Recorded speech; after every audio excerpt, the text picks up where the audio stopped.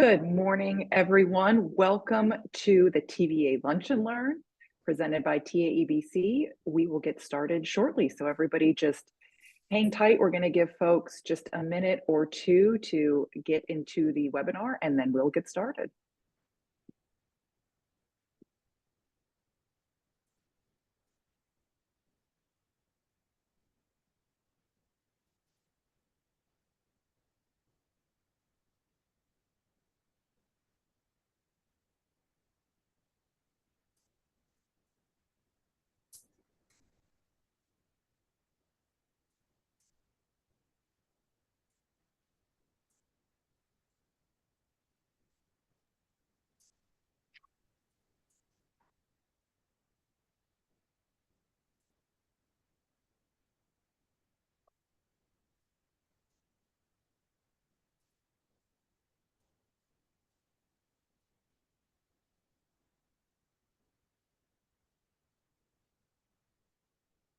Thank you, everyone, for joining. We're going to give folks just another minute, and then we'll get started shortly.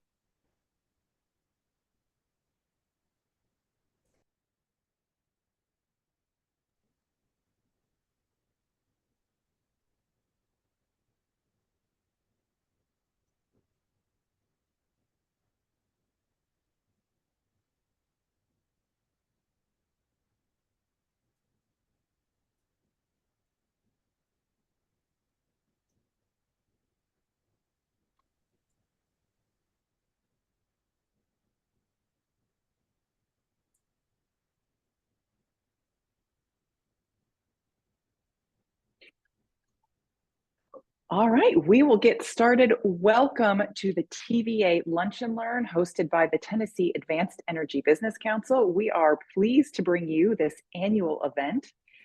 For those of you unfamiliar with the Tennessee Advanced Energy Business Council, we champion advanced energy as an economic development and job creation strategy. There's no other organization that exists like us in the state. And our definition of advanced energy is technology neutral. So anything that makes energy cleaner, safer, more secure, more efficient, it's in the tent. And it includes electricity and transportation. When we first started this organization, we labeled TVA as an asset, one of three main assets in our state that makes our advanced energy industry so unique. The other two being Oak Ridge National Lab and the University of Tennessee. So we are pleased to bring you this event today. Now I'd like to introduce our president, Steve Seifried with Amoresco. Steve, go ahead. Thank you, Courtney. On behalf of the council's board, I'm pleased to introduce Joe Hoagland. Dr. Hoagland is Vice President of Innovation and Research for the Tennessee Valley Authority. He's worked for TVA since 1993 and become an industry thought leader in the highly evolving public energy marketplace. His team of technical professionals are engaged in clean tech energy research and manage innovation projects for TVA's Power System of the Future. This is an effort that helps its many local power companies to meet shifting consumer and business power demands reliably into the future. I always enjoy hearing Joe speak, and I'm eager to hear a lot more about this, about TVA's transformation in this regard. Dr. Hoagland has led TVA's three recent integrated resource planning reports, or these IRPs. These are a comprehensive study. This is a comprehensive study detailing how TVA might best meet the future electricity demand of the Valley. He is a fellow for energy policy at UT's Howard H. Baker Center. He is the chair of the state Energy Policy Council, and among many other things, he was most recently chair of the Electric Power Research Institute and their advisory committee. I want to thank both Joe and TVA for their tremendous support of the council, and I welcome him to our Lunch and Learn today. Thank you.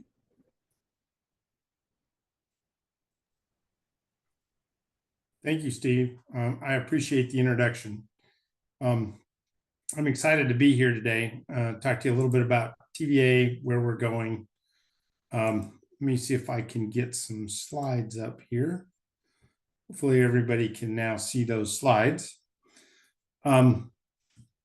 So TVA has had, I think, a long history in the energy industry, I want to talk a little bit about that today, how it's evolved, and then I want to talk a little bit about where things are going and what we're trying to do about it. The Advanced Energy Business Council, I think, is a great place to have this conversation, simply because you all are in the middle of this, right? You all are part of the transition that we have going on. So I'm excited to give my perspective and hopefully have some questions as we go along. To kind of get started, just as a reminder, so TVA, we're the largest public power provider in the United States. You can see the right side of the chart there, sort of our service territory. We cover 7 states. We have one of the largest transmission systems, and we have all of the different types of generation that you can think of. We have coal, we have nuclear, we have gas, we have solar, we have wind, and of course hydro across the system. And when you think about TVA, you got to kind of think of us a little bit as a G and T. In other words, we generate the electricity and we transmit the electricity. Then we have 153 local distribution companies across the valley who then take that energy and deliver it to your homes. That model is important as we get talking further, because the way all of that works is beginning to change. When you look at our mission, it's threefold. It's focused on energy, environmental leadership, and economic development. I won't go through the statistics here, but you can see, we are continuing to grow our system. We're up to almost 38,000 megawatts of capacity. We're striving to be a leader in the environment. Certainly, we're stewards of the land and the river within the valley, but we also now are very highly focused on how do we reduce our carbon footprint. And of course, I think economic development sort of speaks for itself. It's key, I think, for the overall growth in the valley. When you think about TVA for a minute, though, and you think about the history and where we started from, it's important because it demonstrates that TVA has been innovating in the energy field for a very long time, and in actually all across our different mission areas. So, when you started out back in when TVA was first created, the focus we had then was sort of twofold. One was resource development. For those of you that don't know, TVA actually started out in the fertilizer industry. TVA's first generating asset was Wilson Dam, which we got from the Corps of Engineers, and they supported nitrate production facilities that had been built for World War I down in Muscle Shoals.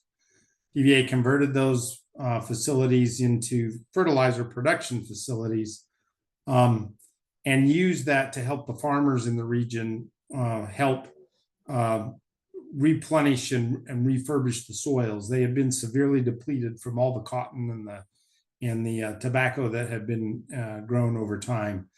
And that was important because it also slowed down erosion, which then led to the river system and TVA's next activity, which was damming up that river system so that it quit flooding everybody, stopped flooding Chattanooga, and we could begin to actually create some value out of the river system, both in electricity generation, of course, the flood control, and then being able to actually navigate it, move goods and services up there.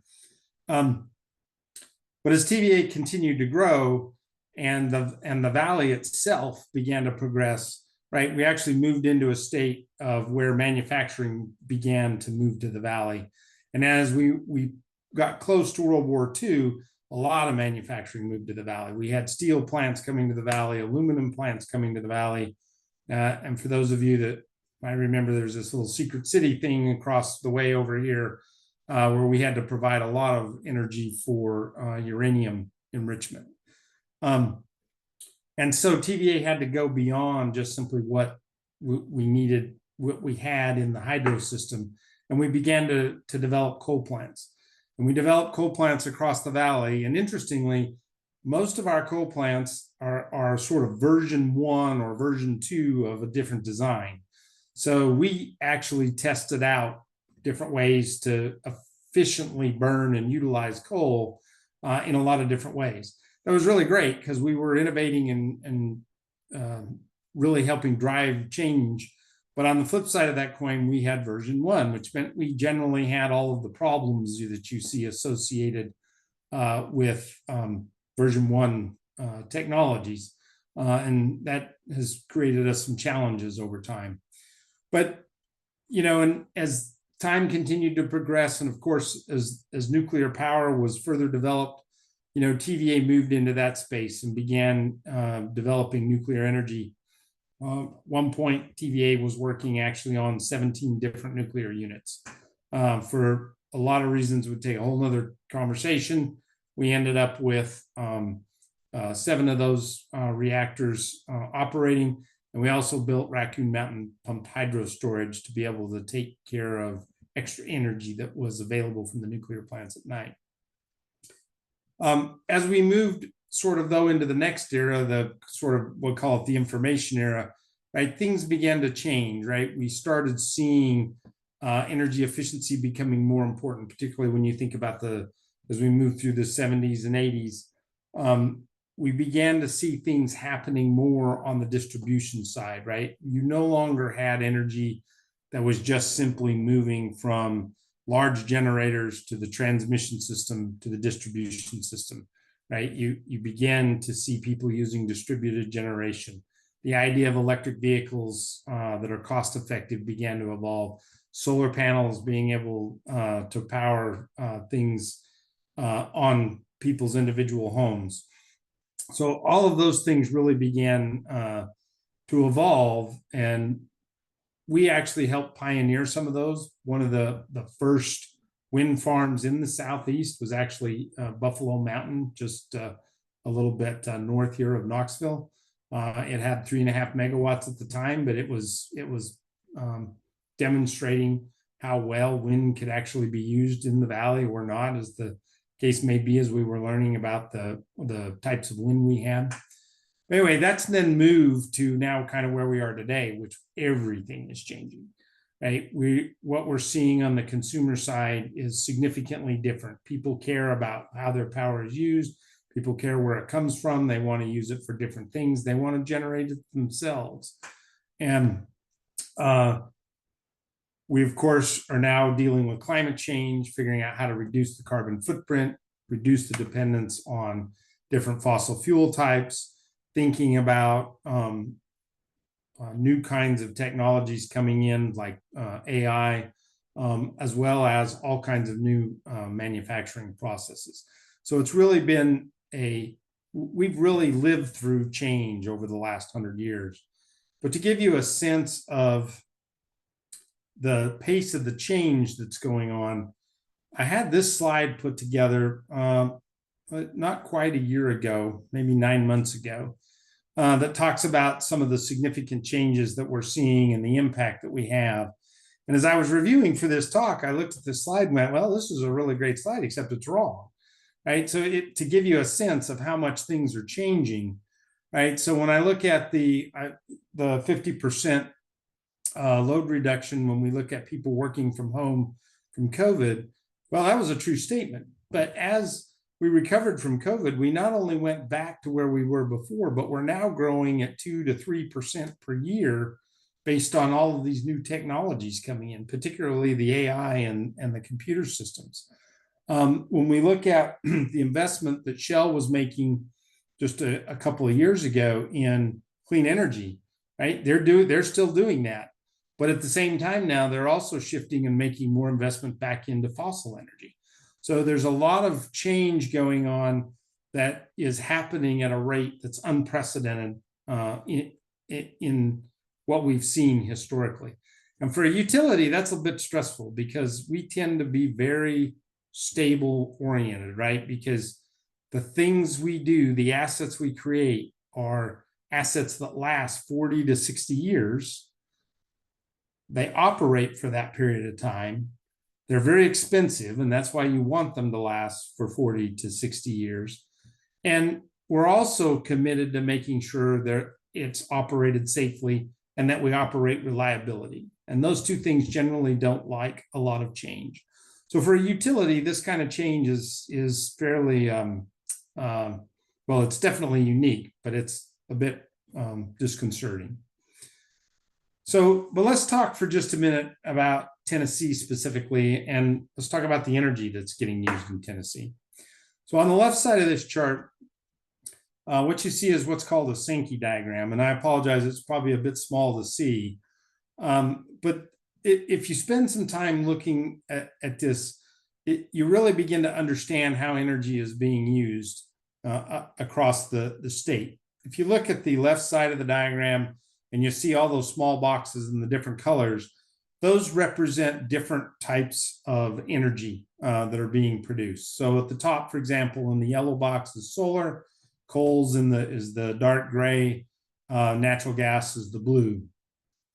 The then sort of pipelines coming off of that show how much of that particular energy source is going and where it goes, right? So the yellow box is electricity generation. The sort of pink boxes are things that are being used directly for that fuel source in residential, commercial, industrial, and of course, transportation. So, and then from there, you can see the energy that then is effectively wasted that doesn't get fully utilized, right? And so the two big ones, obviously, I think everybody knows you got petroleum on the bottom, which primarily goes into the transportation region. And then you've got that yellow box up at the top, which is your electricity. And those are really your two biggest sources of energy usage that we have in the state. The other thing, though, I'll notice the size of the gray on the other side. All of the energy we use, all the different types in general are not very efficient. So even when we think about the energy we use, well over half of it ends up being wasted either as heat or in some other process going on. And so when you think about energy, you got to think about a lot you need. You got to think about a lot that's potentially being wasted. And I point that out because there's an opportunity, I think, to utilize a lot of that waste. I won't go into the numbers, but you can see there specifically for electricity how it breaks down in terms of how much is getting used and by whom. In the state of Tennessee, most of the electricity generated comes from TVA, although that's changing. We see more and more, particularly of our large industrial customers that are beginning to have their own combined heat and power or other generation sources to help support and meet their needs. So how is TVA reacting to all of that? A few years ago, the board at TVA, looking at our strategy and coming out of our last IRP, was trying to think about how to react to all of this change and do it in a way that didn't provide a lot of risk, but provided some sort of what I would call no regrets opportunities for things that TVA needed to explore. And so out of that, we developed 7 what we call signature transformative initiatives. And you can see them listed up there at the top of the chart. I'm going to talk a little bit more in detail about them, but they really focus across the entire scope of the electric system. They go all the way from large generation. They think about the transmission distribution system, and then, of course, end-use customers. And at the same time, though, we're thinking about how these transformative initiatives support the future. We have to think about the existing system we have. So we also have a number of efforts ongoing where we think about how to improve our existing assets, operate them more efficiently, modernize them in ways so that they can react more to the changes that are going on in the system. One area, just I'll point out quickly that I think is really cool, we're doing a lot in the area of advanced manufacturing and 3D printing, right? So as I mentioned, some of the assets before, TVA built assets a long time ago. They last 40 to 60 years. Reaches a point where getting spare parts for those plants becomes very difficult. We often have to make custom parts, do things, to fix them. By using some of the advanced manufacturing and 3D printing technologies, we're getting now to where we can actually make parts very quickly. They're very simple to replace, makes those assets much more efficient and cheaper to maintain. And then underlying all of it, of course, is thinking about the impact to the environment of all of these activities. If I talk for a few minutes about where we're going in terms of each of the initiatives, I'm going to start on the generation side, work my way through the power system. The first is around advanced nuclear. When you think about carbon reduction and you think about having to go to effectively zero net carbon at some point, and you think about what energy sources can do that. Certainly renewables like solar and wind are very important, but solar and wind, due to their intermittency, make it difficult to provide the high reliability 24/7 for the energy that we need, particularly with the growing energy that we need. And so, TVA is convinced that nuclear has to play a key component of the future in order to be able to get to that zero emissions at some point. So what does that mean? Well, first of all, it means we have to keep operating the plants that we have in a cost-efficient manner. We need to relicense those plants to be able to operate. They all have 60-year licenses at this point, but we're working on figuring out what it would take to get us to an 80-year license. Excuse me. We have to think about what are the new technologies. So we have SMRs, for example, that we're looking at the Clinch River site. SMR stands for small modular reactor, if you don't know. But basically, it's a very shrunk down, smaller version of the reactors that we have today that are, because they're smaller, they can operate more effectively as we have all of these changes and dynamics going on in the grid system.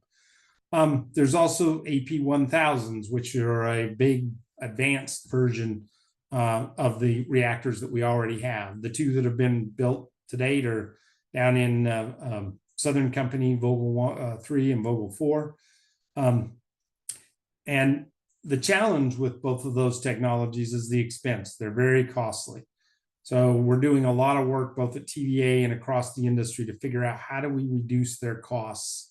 How do we make sure they can be built in a cost-effective and on schedule, timely manner?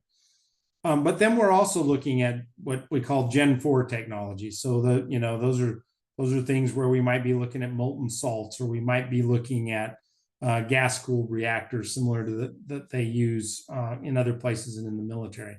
And now we're even beginning to look at fusion. We have a couple of fusion companies that have come to the Valley. Type 1 Fusion is a good example, where they're taking the concept of fusion and coming at it at new, very innovative angles that has the potential to short circuit a lot of the challenges that fusion energy has had in the past, and maybe becomes a solution. This has a lot of work to do, but is really important because without it, it's very difficult to see how you meet all of our energy needs and continue to think about reduced carbon footprint. That said, in the short run, what do? Well, we know we're going to have to continue to build natural gas. As our coal plants age and as those coal plants shut down, we have to replace that generation. And as I mentioned earlier, we're growing. And so we got to be able to meet those growing needs. It's not cutting out renewables. I mean, we're working on getting to over 10,000 megawatts of solar. Challenges getting there. I'll talk in a minute about some of those challenges, what we're doing about it. But we really need to be, we've got to have more gas in order to be able to meet those needs. That said, we got to think about what do we do with that gas, or where does the gas itself come from, right? So we've got a number of studies going on now where we're looking at what it would take to do carbon capture on the back of our gas plants, looking at the technologies needed, looking at how you would capture this carbon dioxide, how you would transport it, and then what you would do with it, right? The Valley is actually not a great place based on the geologic analysis we've done for storing CO2. However, south of us toward Mississippi, north of us up into Kentucky, there are some great places potentially to store CO2. And so we're exploring those and what it would take to get there, what it would cost, what technologies have to mature in order to make that happen. We're also looking at, are there ways to swap out the fuel? Could we go to a hydrogen instead of a natural gas? Could we go to some sort of biofuel instead of natural gas? So even though they still have the potential to produce carbon, they do it in a more net zero way, continuing to reduce the carbon footprint.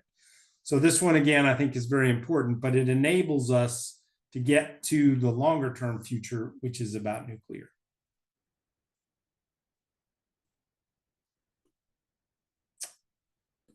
All right, when we think about the renewables and we think about their intermittency, and we think about the fact that we need a lot more of them on the system. If we go beyond 10,000 megawatts, that's getting close to a third of the size of our system. And so we have to think about, well, okay, how do I manage that? Because I can produce a lot of solar, for example, during the day, but obviously don't do it at night. So that's where energy storage comes in. We know storage is a very important and of high value. We know that because of Raccoon Mountain. We've utilized that for decades, and it's an extremely valuable asset. So what are we doing? Well, we're looking at how do we deploy other storage opportunities. We are actually looking at building another pump storage facility, probably located in North Alabama across from the Bellefonte site. We're in the process of doing geologic analysis and environmental analysis to determine the viability of the site and how we would go about actually constructing it. We're looking at lithium-ion battery systems, and those lithium-ion batteries are very similar to what you would see in electric vehicles. We actually have a battery system just about to turn on out here in Vonore that'll be about 24 megawatts as an opportunity to test. We're looking with different local power companies to see if we can put lithium-ion batteries on their systems so that it helps them with their local customers, but also helps us with the larger grid and how we manage grid operations. The trick with lithium-ion, though, is it's only good for about 4 hours. If you go beyond 4 hours, the cost for the number of batteries becomes significant. So we're looking now at other technologies. We're looking at different flow batteries. We're even looking at gravity, where you raise large loads up in the air and lower them back down, right, to use up that potential energy.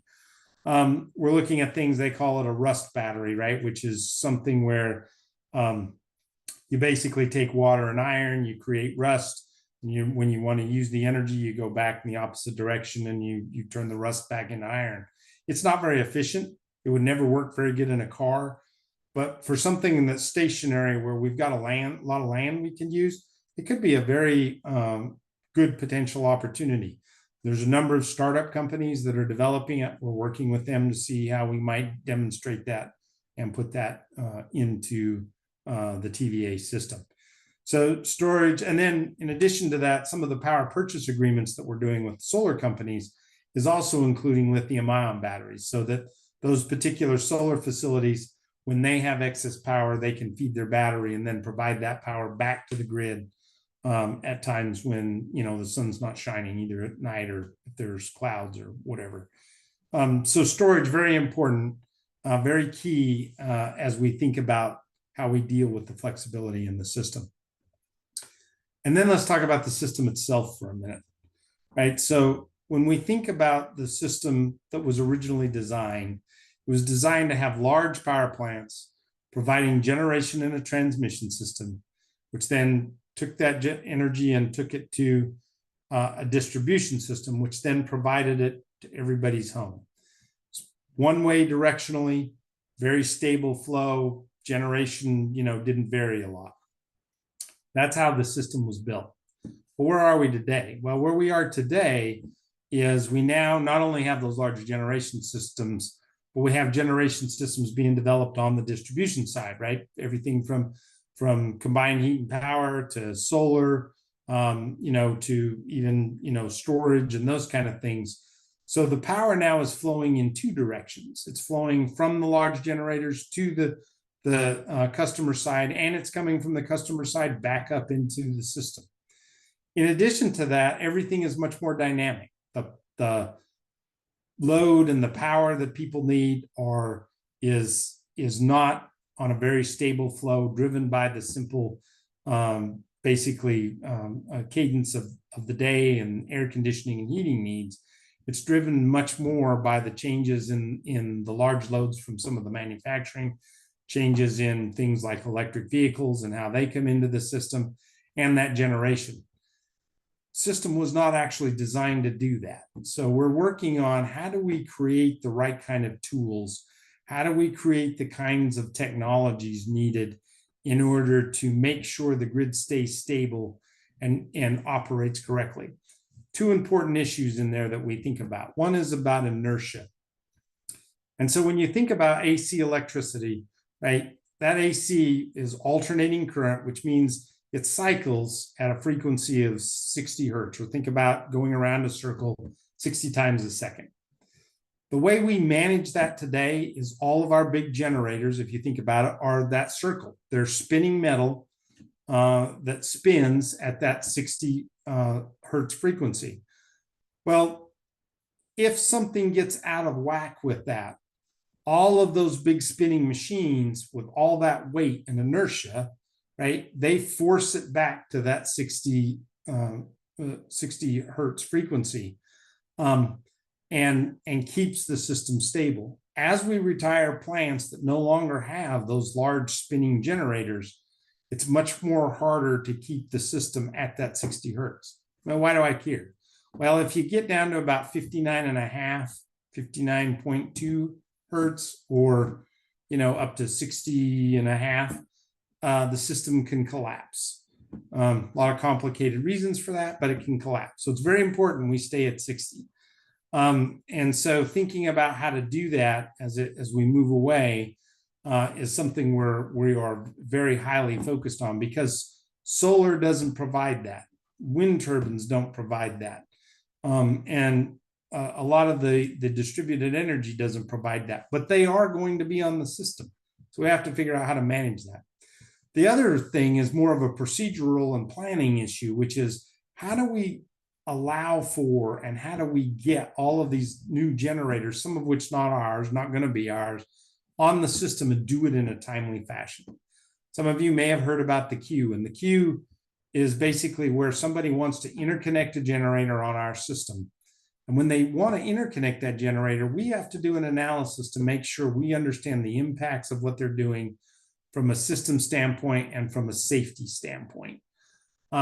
We've had a really good process for that was designed based on that system I talked about earlier, but it's very linear, it's very methodical, it's very slow. We used to have somewhere in the neighborhood of 10 to 15 requests a year in the queue in order to be able, that we had to analyze. We now have hundreds in the queue, and we're not alone. This is a problem across the industry. So we're trying to figure out, how do you redo that process? How do you redo the analysis?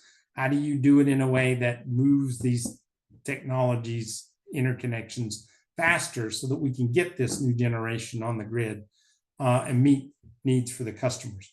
So another important area that's about the grid itself and how it operates.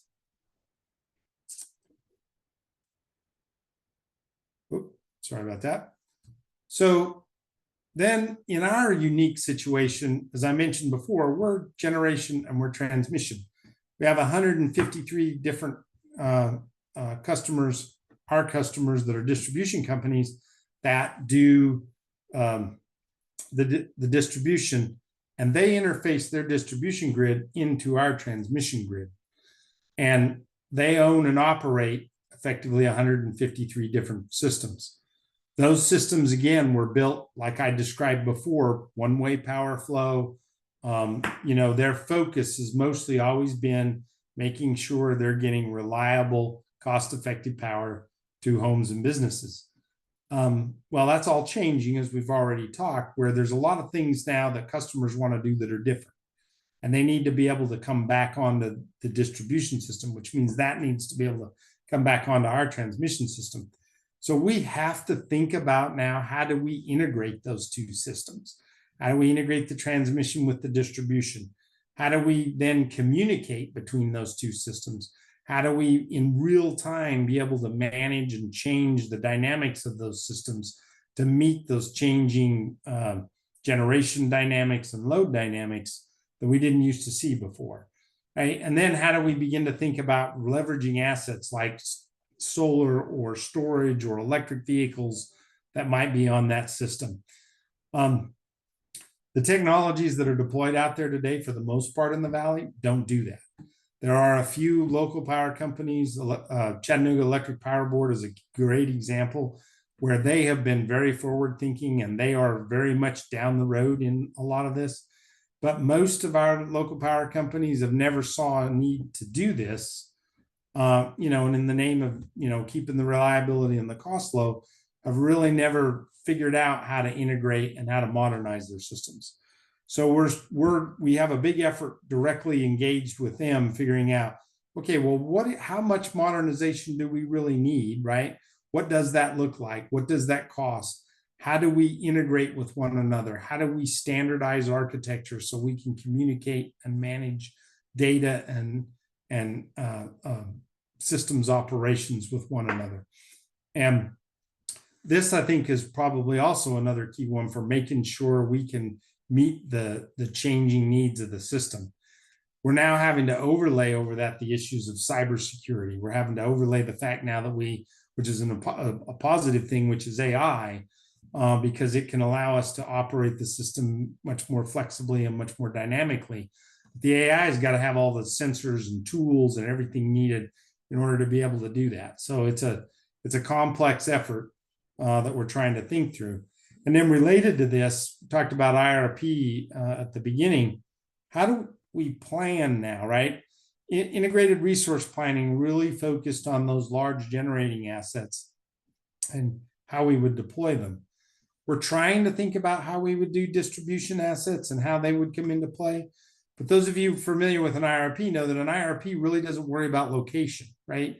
Where if we start thinking about distribution assets and we think about the flexibility and the changes in the grid, location now matters. So how we do planning and how it works with this integrated system between us and our local power companies is also having to change. And where we have a number of initiatives going on, how do we think about planning differently? How do we integrate generation planning, transmission planning, distribution planning in a way that allows us to effectively not only meet the current needs of the system, but anticipate what's going to be changing in the future? And then lastly, well, I shouldn't say lastly, two more. One is connected communities, which is really thinking about the communities themselves. And, this kind of, when we started this, we thought about this as sort of a smart city thing, thinking about sensors, efficiency in building, being able to do building management, those kinds of things. But as we got into this, what we really realized is this is really about communities and how they want to use energy and how they use that energy to lift themselves up, to deal with their energy burdens and to make their communities a better place. And so we're working across the Valley with a number of different small communities to figure out how they get everything from internet, how they can get better access to training and education, how that interacts with the grid and how the grid can help them. And so this is an area where it's not directly about TVA Energy, but it's about our economic development mission and helping communities be more about who they can really become and how they think about and deploy these modern technologies in a way that really helps them.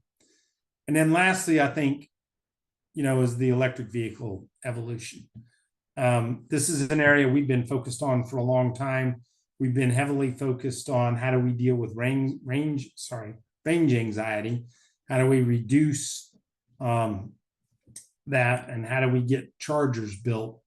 And as that begins to develop now, we're beginning to move on to think about what are the other issues we need to worry about in electric vehicles. So we're trying to understand how they actually are going to impact our system and what changes do we need to make in that system in order to make things operate in an effective way. We're trying to think about how do we use electric vehicles as a resource, right? There are all these batteries running around.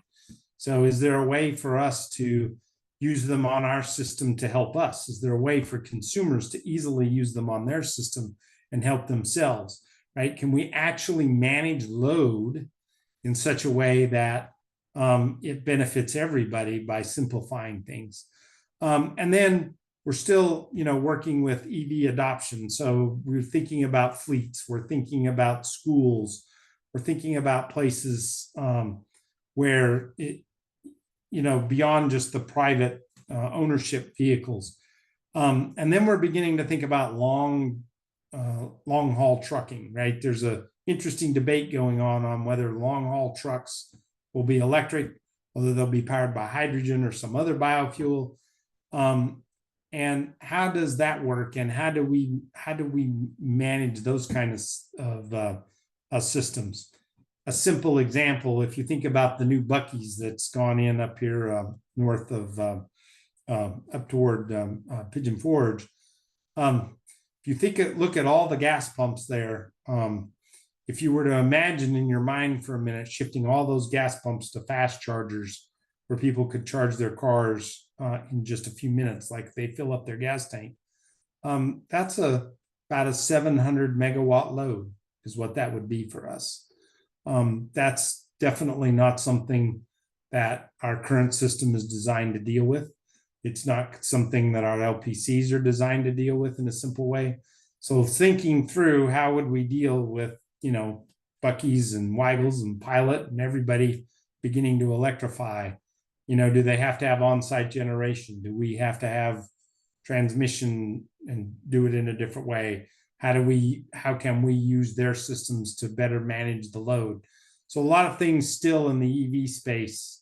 The good part, maybe good part, maybe not, is the hype, I think, that came out of COVID on everybody wanting an electric vehicle right now has calmed down a little bit as people begin to understand the complexities of electric vehicle ownership and what it's going to take for the infrastructure.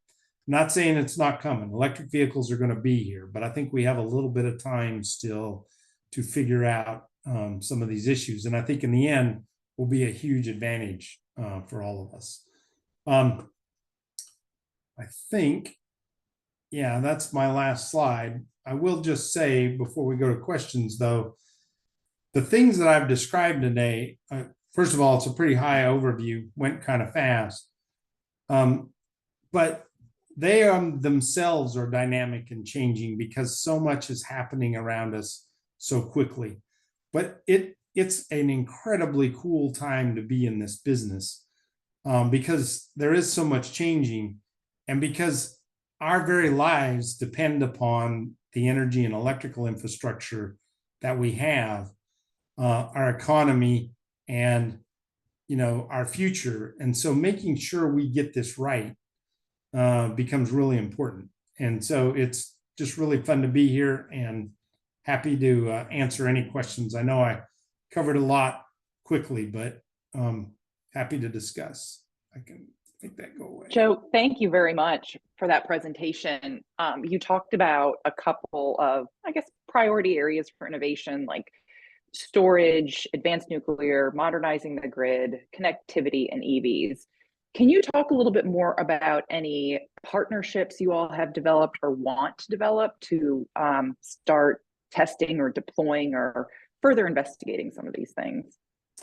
Yeah, that was a good question, Courtney. I got to think about that one for a second. Moderator's privilege. Yeah, okay. Well, so no, yes, partnerships here actually are critical. There's actually another slide that I usually have that wasn't in this deck. So, I'm a utility guy, right? And I already told you I'm one of those people that, we do things the old-fashioned way. And we've done research for years, and that research has been conducted mostly through EPRI and research universities. And those processes are pretty much slow and methodical, and they take a lot of time, right? That doesn't really help us as much anymore as it used to. So it's becoming really important for us to develop partnerships with everything from startup companies that are thinking very new ideas, and I'll give a couple examples here in just a minute, to other companies that are more established but have the ability to be flexible and responsive and creative on how we create solutions. So, as a few examples, I'm going to start with energy storage. I might mention out here, we've been working with developing a battery out at Von Orr. We've been using what I would call a traditional utility provider that's been doing the battery and the electronics and everything associated with it. And I'm just going to be transparent, it hasn't gone very well. They're slow. They're figuring it out as we're figuring it out. And at the same time, I'm talking to some startup companies that are also in this business that are doing batteries and whatever, and they have much better ways of doing things and how they do things. So we are trying to, as we go beyond this battery at Von Orr, we're probably going to go a different way, right? And think about new, better ways to implement these things than maybe traditionally has been done. There's some startup companies locally in Knoxville that one in particular called Sky Nano, who's been helping us think about this carbon capture issue, right? I mentioned storage and the fact that we need to store energy or store the CO2. I personally have a challenge with the CO2 being stored. I kind of worry about that's going to be our co-residual problem 50, 60 years from now. So can I make something out of it, right? Could I take that CO2 and turn it into products? Well, Sky Nano is a startup company that's trying to do exactly that, right? They're trying to figure out how to take that CO2 and convert it into multiple different kinds of products. And I'm excited about that. And we've been helping them work through it. The challenge with all these startup companies is understanding us and how big we are, right? So as an example, when we started with Sky Nano, one of the main products they were building at the time was carbon black, which goes into a number of fibers and different technologies. We did a back of the envelope calculation that said one of our gas turbines running about 48 hours would saturate, and converting all that CO2 into carbon black would saturate the world market in just a couple of days. So our scale is unlike what most people recognize. And so trying to help them think about how to solve that and then helping us think about how to deal with it is really cool. So those partnerships are becoming more and more important. And I actually have an organization now that some of you may know, Miles Biggs, who runs, and that's his job, is to figure out how to create these partnerships and figure out how to work with different companies to help us solve some of these complex issues. And, Miles does a great job. We've engaged with him a lot with our Energy Network program, where we engage with and provide support services to a lot of the incubators and accelerators around the state. And I think that has just been a fabulous evolution with TVA and developing those partnerships and having you all engage with those startups. I think it's really great. It's really beneficial for them as well. All right, Joe, we do have some questions in the Q&A. We'll go through those now. The first one is, can you explain how the state is still a net importer of energy? Is that mainly gas or market purchases from other neighboring ISOs? Yes. Yeah. So, Tennessee doesn't produce much in the way of natural gas. Tennessee doesn't produce any in the way of coal that we utilize. Tennessee doesn't produce nuclear fuel, right? We do produce hydro, however. So all of those fuels have to be imported to the state to be used in the various generations. And then, yes, we purchase power from MISO. We purchase power from PJM and Southern on a fairly regular basis. They purchase power from us too on occasion, but so overall we are importing, and that import is growing because we've got all this great economic development going on. So there's a lot of load growth that's happening. All right, next question. When it comes to the future, hang on here. Okay. When it comes to future power generation, when do you expect the TVA draft IRP to be released? What can we expect? Yeah, so I think everybody knows that, or hopefully everybody knows that the current IRP, which I am not doing this time, which I'm grateful for, because there is so much change, right? So it has been paused, and it's been paused because of the significance of the changes that we see going around, particularly this new EPA regulation on CO2 emissions from power plants. Right? We are going back and looking at our analysis and making sure we fully understand how that particular regulation could fit and fits into the IRP. So our folks are analyzing all that. I honestly don't know what the timing is going to be for the release of it. I know they're working toward later this year, but I don't have a clear answer to that yet. Okay. Another question here. How does TVA's NOC/System Operations Center model or monitor DER on the LPC distribution systems and plan for it? It may be relatively small now, but with TVA's IRP and growing needs, I'm curious as to how TVA is monitoring and tracking those assets within the balancing authority. Yeah, great question and really important question. So the new control center actually has an area that's been built out specifically to be able to monitor distribution assets. Now, I've said that. There's only, out of the 153 local power companies, there's only probably 2 today that we could just plug into and start monitoring their assets. Chattanooga, as I mentioned, as an example, would be one of those. So the grid work that I mentioned that we're doing, part of that is how do I do the communications between us? What kind of sensors do I have to have?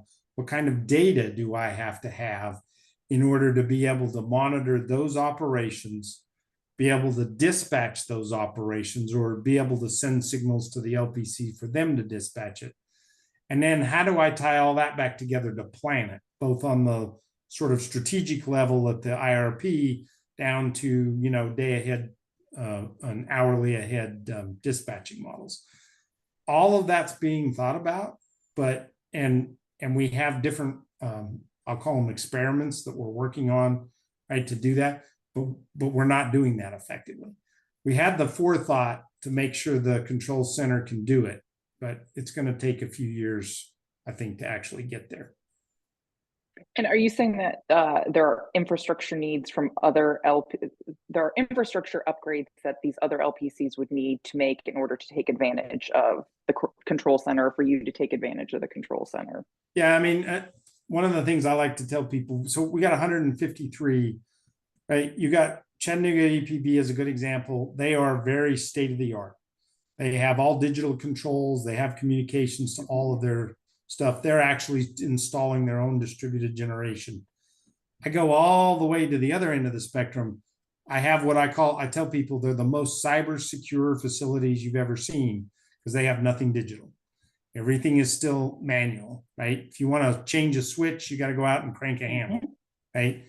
And so we have to figure out how to get those folks up to a certain level of communication, up to a certain level of technology, for you to be able to effectively put those distributed resources on the system and manage them. All right, next question. Is TVA considering close coupling any data centers directly to their generating assets? And is this an advantage to TVA and or the regular ratepayers in any way? So we don't, the way we operate the system is as a system. So in general, there's not a huge value of putting a data center right next to a power plant, because generally what happens is the energy goes out onto the system, and that's actually advantageous for the data center, because by having the system and having different feeds, they've got more reliability and stability. Now, that said, I think there are some situations where, working with various customers, they want to have generation next to them. If that's a great location to put it, yeah, we're happy to put it there. The only thing that might come into play is if you put a generator one end of the valley relative to where all your data centers are going in, that's at the other end of the valley. Let's say, you have losses for going through the lines that you have to account for. But right now, trying to figure out how to incorporate those large loads is actually a challenge for us on the system, because TVA built a very robust transmission system, particularly when we were building 17 nuclear reactors. We really beefed up the system. That created a lot of margin for us. And that was great. Well, we've had 30 years of economic development and growth. So a lot of that margin has been used up. So now we're trying to figure out how do we evaluate the system, and how do we upgrade the system to be able to manage that load growth. And so one thing you'll hear more about is we're calling it integrated transmission plan. Can't talk, sorry. That you'll hear more about later this year, where we're looking at what kind of system upgrades have to happen in order to be able to look ahead and think about what those loads are and where those loads might be located. Okay, great. Next question, and we've got a lot of them coming in, Joe. You're very popular. What is the future of energy efficiency? Let me start over. What is the future of energy efficiency? There are ways to reduce energy use. What about time of day pricing and incentives for people and industries to do this? Yeah, great question. So we've made a shift in the last year back to making a much bigger investment into energy efficiency. Just to be honest, from a business standpoint, when loads were flat to declining, it's very difficult to justify a lot of expenses going into energy efficiency, because you're basically convincing people not to use a product that you already got too much of in the first place. We've flipped over though, right? We've now got all this load growth going on. As everybody knows, building power plants takes time and it's very expensive.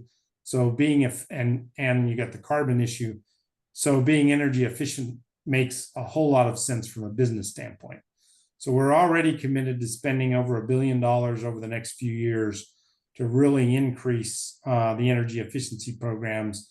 And, we're thinking about at all levels, right, residential, commercial, and industrial. So we're thinking about the incentives for physical things, right? You go in, put insulation, windows, all that stuff. But we're also now beginning to think about how do we do things like pricing incentives to get people to change their behavior?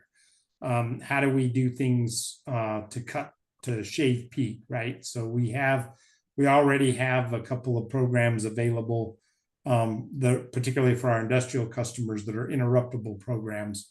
We're trying to think about how can we expand those and provide other opportunities for people to shave peak or change their load shape and get some value out of that. You'll see a lot more about that over the next 6 months to a year. Okay, excellent. All right, next question from Hash Hashimian. Thanks, Joe, for the great presentation. Please talk more about hydrogen use. Hey, Hash. So yeah, hydrogen is interesting. So a lot of people would like to see hydrogen replaced in our power plants, replacing natural gas. The challenge is hydrogen is not nearly as energy dense as natural gas, and it frankly takes a lot of energy to produce hydrogen. Back of the envelope analysis, if you take 1,000 megawatt gas plant and you mix 30% of the gas, you turn to hydrogen. So you got 30% hydrogen, 70% gas. You burn that in that generator. You reduce the carbon footprint significantly, but it takes 500 megawatts of energy to produce that hydrogen that goes into that 1,000 megawatt plant. If you go up to 60% hydrogen in that mix, it takes more energy to produce that hydrogen than you get out of the power plant.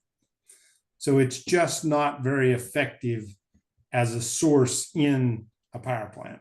Now, so our view is you're going to have some sort of alternative fuel, some sort of more energy dense fuel, like a biofuel of some kind, or a renewable diesel kind of something that you could put in our power plants. Hydrogen, on the other hand, I think's got a real potential still in the heavy transportation sector. Batteries are still too large. They're still too big when you start thinking about large scale trucking. You think about trains, ships, airplanes, those kind of things. And so I think hydrogen's going to be able to play an opportunity there. I think it's also going to play an opportunity in helping processes in the industrial world get simpler and more efficient. Now, that said, the technologies to make hydrogen at scale, remember I talked about the Sky Nano going to scale there. Hydrogen's got the same problem. There is hydrogen produced today, but relative to the amount you would need to address the energy issues, not just for TVA, but industry-wide, you'd have to have a lot of hydrogen. The infrastructure doesn't exist. So, and to make it even more complicated, not only does the infrastructure need to exist, but all those uses for hydrogen I mentioned aren't being utilized. So normally you have the sort of, market pull of demand and supply. Well, in this case, there's no demand and there's no supply. So you kind of got to build all of it, which was the intent, I think, of DOE and their hydrogen hubs, was try to figure out how I build up both sides of the market. So far, that's still proving to be a challenge, but I think that's the direction it's heading. Okay. Next question, is thermal energy storage a viable technology? Is thermal energy storage a viable technology, either from a utility scale or individual building? I believe it is. And we have actually a DOE grant with one of our industrial customers to test it in their facility. Right? The reason I say it is because I spent a fair amount of my career trying to figure out how do you capture waste heat off of industrial facilities, and using traditional sort of thermodynamic Rankine type processes. It's the heat. Most industrial heat is too low level to be very efficient at then turning around and producing power or doing something with it. But some of these new startup companies that have got basically you're heating up ceramic materials that are very efficient, right? They can utilize that low level heat pretty effectively. So now, again, it's the scale. Can we get it up to the scale of a big facility? How easy is it to capture that heat off of an existing facility and utilize it? Are challenges I think we still got to work out, but I think that's definitely a potential. Great. When did you all start that partnership with that DOE grant? Was that recently, or has that been a couple of years? I think we applied earlier this year. Maybe it was the end of last year. Okay, great. Well, you'll have to keep us posted as that develops. Yeah, we're excited. All right. Which aspects of Tennessee's electrical power system are subject to or influenced by state policies, or could be? Where are the areas of opportunity in which our state government could create or modify policies that could improve supply reliability, etc.? Yeah, love these questions, Joe. TVA is a federal agency, and I think it can be difficult for folks to understand the relationship between TVA and the state. So please go ahead. Yeah, it can. And, I have another hat I wear, right, which is the State Energy Policy Council. So I think it's important, to Courtney's point, from an electricity standpoint, because TVA is the federal entity we have jurisdiction over all the bulk electricity, right? And how that operates. But there are places where I think the state has an opportunity to really provide some support and oversight. And I'll start on what we talked about a minute ago is energy efficiency, right? That the way you're going to get energy efficiency is not just simply through, TVA giving out incentives. We actually got to make a concerted decision to drive in that direction, which means we got to have standards. Tennessee, I will give them credit. We've gotten up to, we're only half a decade behind now in the energy efficiency standards. When I first did energy efficiency for TVA, we were 20 years behind. So we've moved up. But you also got to have infrastructure, right? So you got to have inspectors that can enforce it. You've got to have people educated in how to build. You've got to have the ecosystem to be able to make all of the construction stuff work. Those are things that the state can help with, right? How they set those kinds of regulations and requirements up and making sure resources are available to local communities and regions can really help kind of move that along. I think the whole idea around siting of resources, not just our big power plants, but smaller things, right? NIMBYism right now is like big time. You're not going to build anything anywhere, nowhere for any reason whatsoever, whether that's solar, whether that's wind, whether it's, so having the state think through because on the flip side, I get it. We don't want to use up good farmland. We don't want to use up good ecosystem, for the environment. So there's a place here where the state can think about siting requirements, think about how that can be done in a way that's actually beneficial to those types of generation, but maintains the kinds of things that we're used to in terms of the way we want to live and the environment we want to protect. Right. So I think there's places for the state to step in there. How we think about long-term energy security. So we go beyond electricity, right? We got all this other energy that comes into the state, whether it's through petroleum, whether it's the natural gas, et cetera, right? That isn't TVA's purview, right? And so how do we think about infrastructure for the natural gas? How do we think about infrastructure for what might be electric vehicles in the future, but is certainly gas vehicles now, and make sure we've got the resiliency, make sure we've got the capacity and the security so that all this economic development we're doing continues to stay. So I think there's places where the state can think about how to either incentivize or help foster and make sure we have those parts of the energy infrastructure strong within the state. Okay. Another question here, great summary of the situation today. Where does cost enter the picture? How does the cost of 10 gigawatts of solar compare with 10 gigawatts of nuclear?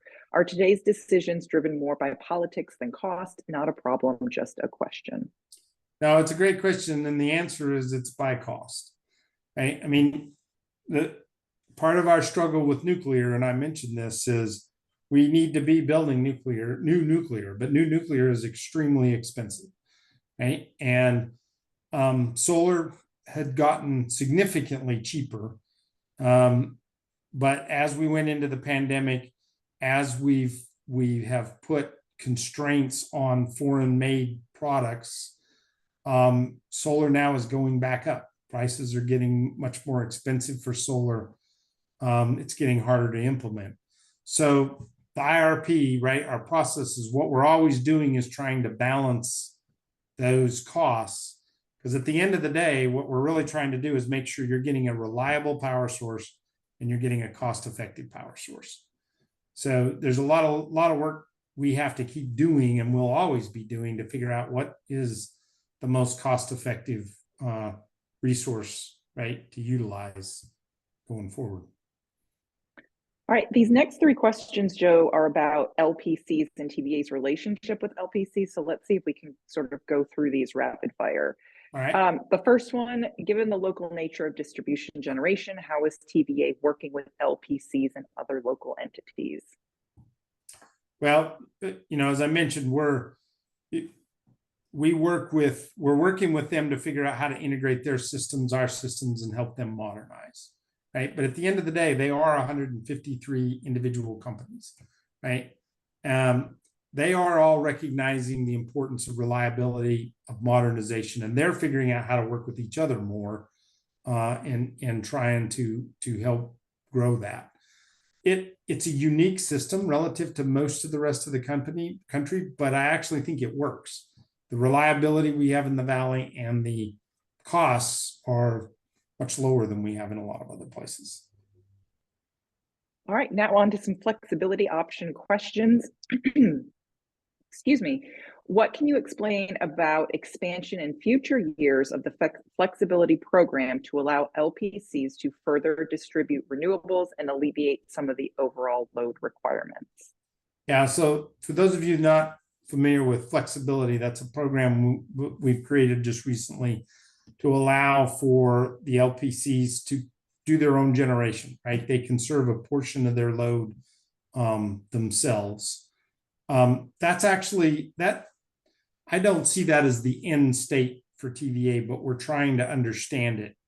We're trying to understand what they want to do. Now, the interesting part for us is there was a lot of clamor on the front end that lots and lots and lots of people wanted to do this.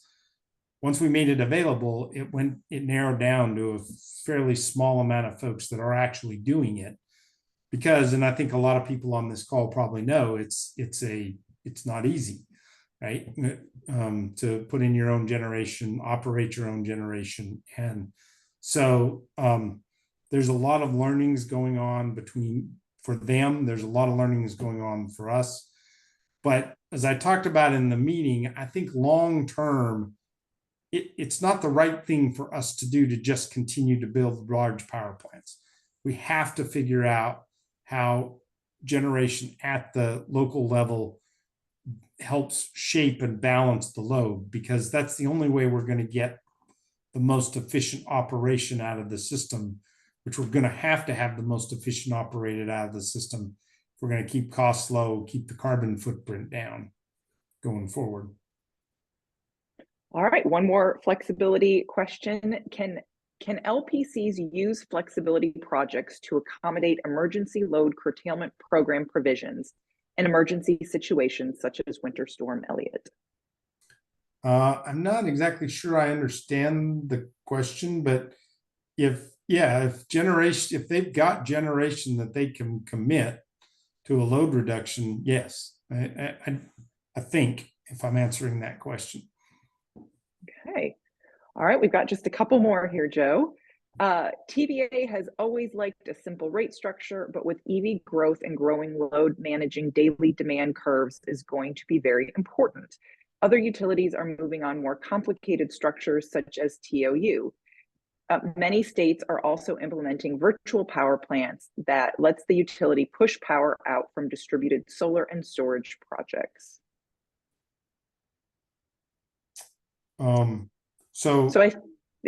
Yes, I think the question is, okay, go ahead. I agree. And I think, and we're looking at that. I mean,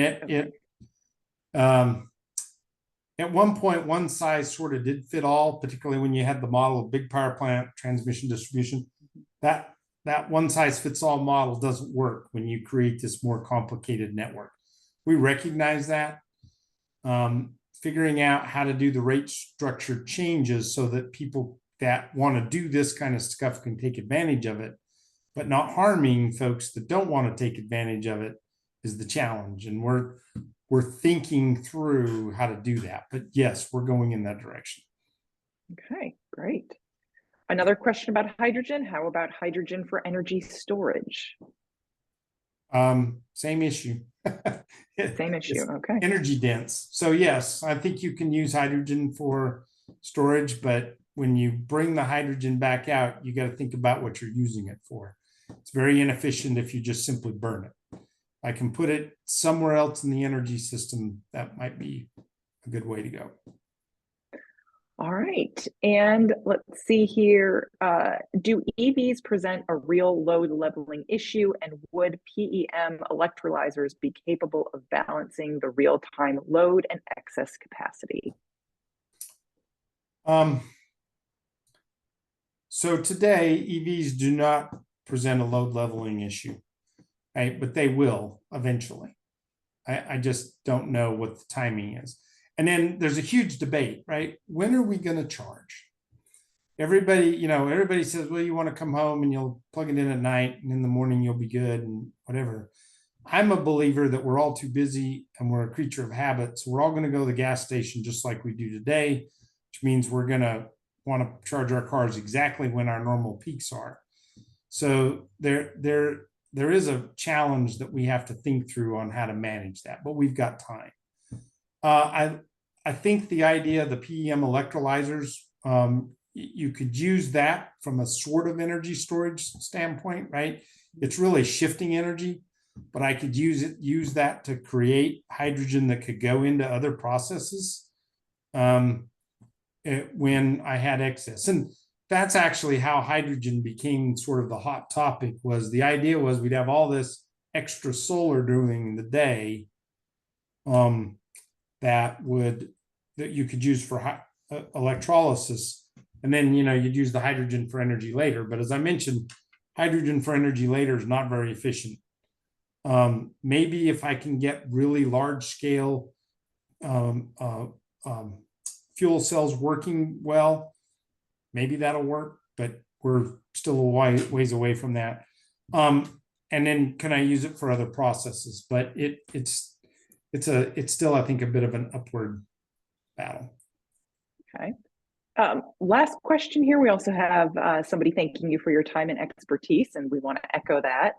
But Joe, do you want to talk a little bit about TVA's perspective on residential solar programs? Yeah, so I guess simple way to say it is solar has gotten mature. The prices have come down. I know that, like I said, they've gone back up a bit, but they have come down. So the position that we've sort of taken is we're not incentivizing it because it's not a low cost option. The value is not really for the most part, is not really for the TVA system. So we're willing to, so anybody can install solar provided you can meet the, the installation safety requirements and all that kind of stuff. And we're willing to pay for what effectively a wholesale price would be, but we're not going to put any extra incentive on that. From an actual solar point of view and carbon reduction, it's much more cost effective for us to do large scale solar farms. And that's really where our focus is. All right. Okay, we've got one last, this is going to be our final question, Joe. Yeah, I'm not answering Randy's questions, but that's okay. How about hydrogen and CO2 capture from a combined cycle unit to produce carbon neutral natural gas for the unit using methanation? Yes, that actually might work. I don't.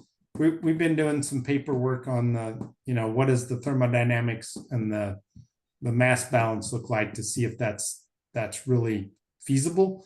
But yeah, I think that's definitely a place where hydrogen might make sense. Nice. All right. Well, Joe, thank you very much for your time. I want to thank all of our attendees today. It's always great to host these lunch and learns and hear directly from TVA, in this case, about different innovations and market trends and how TVA is prioritizing those things. So Joe, thank you very much. We really appreciate your time. Yep. If you like this event today, we have another in-person one coming up in November. It's our annual Opportunities and Energy event. That is November 19th. We'll talk about all the latest energy trends and opportunities, or we are gathering our list of speakers. You all won't want to miss it. There is a link to that event page in the chat. And if you want to hear more from TVA, TVA is also featured in our August episode of Energizing Tennessee, our podcast. Joe was one of our first guests on that podcast, so you'll want to check it out. We'll be talking about sustainability. And you can check out our most recent podcast with the former Deputy Secretary of Energy, Daniel Poneman. He'll also be here in August for the Baker School's Southeast Energy Policy Forum, August 14th and 15th. So lots of great stuff going on in the energy world. You can learn a lot, you can network a lot, and check out our website and our social media for more information. Thank you all for joining us today.